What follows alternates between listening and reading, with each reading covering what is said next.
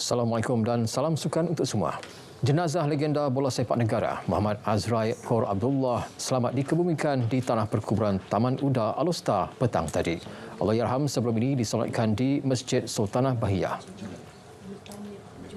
Allahyarham 71 tahun disahkan meninggal dunia tengah hari tadi akibat serangan strok yang disahkan sendiri oleh anaknya Firdaus Zainuddin di laman Facebook.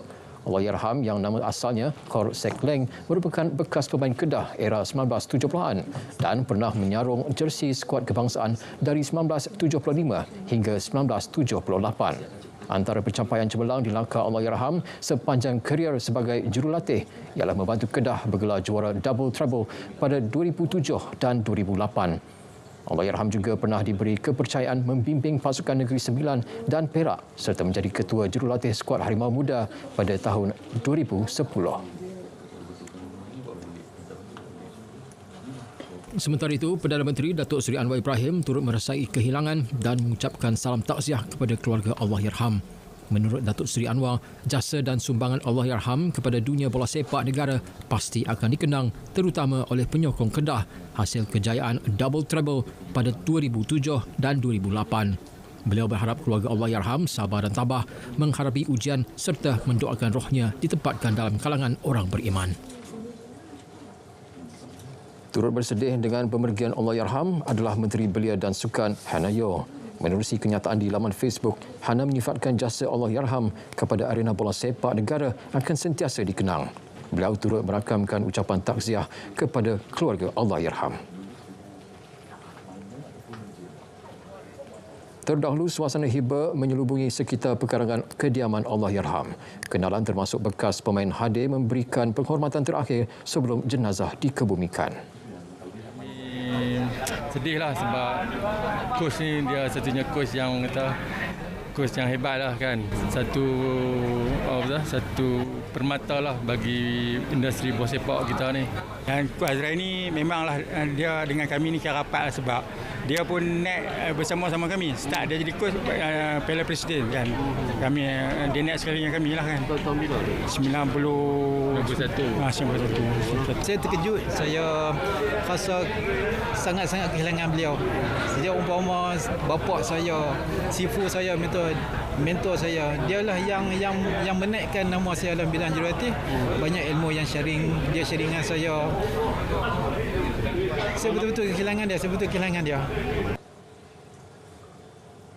Kejohanan akuatik dunia di Doha, Qatar. Gandingan penerjun negara Nur Tabitha Sabri dan Wendy Ng Lian Yi terlepas slot kesukan Olimpik Paris 2024 apabila hanya menduduki tempat ke-9 acara 3 meter papan anjal seirama wanita.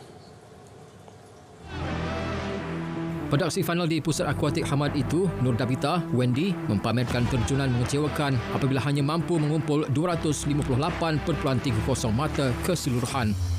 Pengramas disamba wakil China diikuti Australia, peringkat perak dan peringkat gangsa dirangkul pasangan dari Great Britain. Nur Tabitha, Wendy perlu menduduki tempat keempat terbaik untuk menempah slot ke Paris. Bagaimanapun, Nur Tabitha dan Wendy masih mempunyai satu lagi peluang menerusi acara 3 meter papan anjal individu yang bermula hari ini.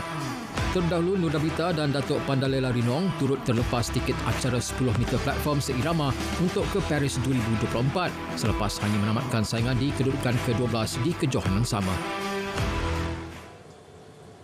Acara hoki 5 sebelah bakal dipertandingkan pada Tamasya Sukan SEA 2025 di Bangkok, Thailand.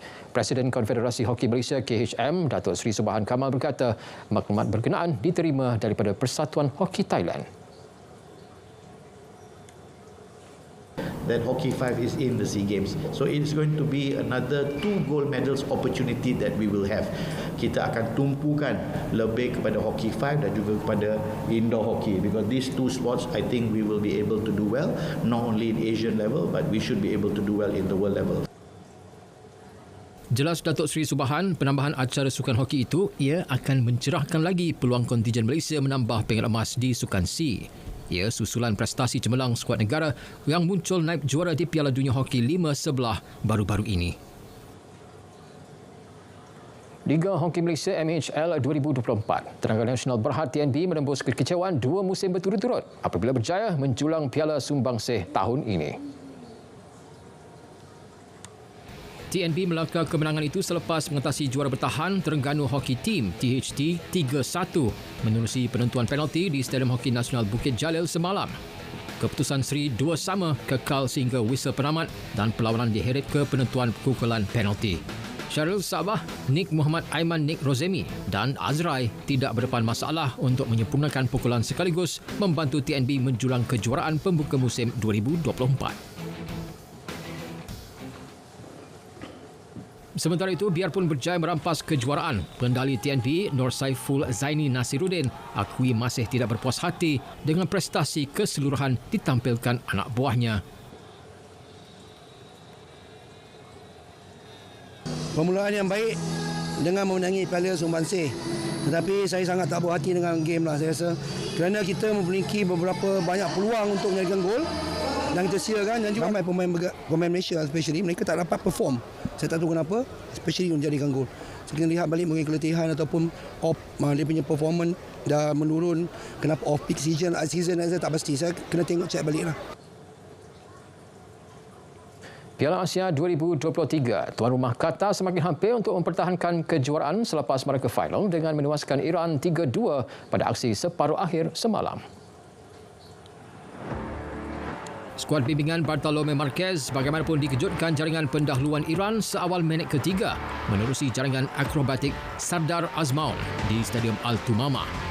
Qatar kemudian menyamakan kedudukan menerusi rembatan Jassim Gaber Abdul Salam yang tertampan Said Azzetolahi pada minit ke-16. Sebelum rehat, Akram Afif meletakkan Qatar di depan pada minit ke-43 selepas berjaya melepasi 4 pertahanan lawan. Sekian Stadium RTM dan berita perdana dari Sungai Kesegara, Palestin pasti merdeka. Saya Otto Othman, Malaysia Madani, tekad perpaduan penuhi harapan.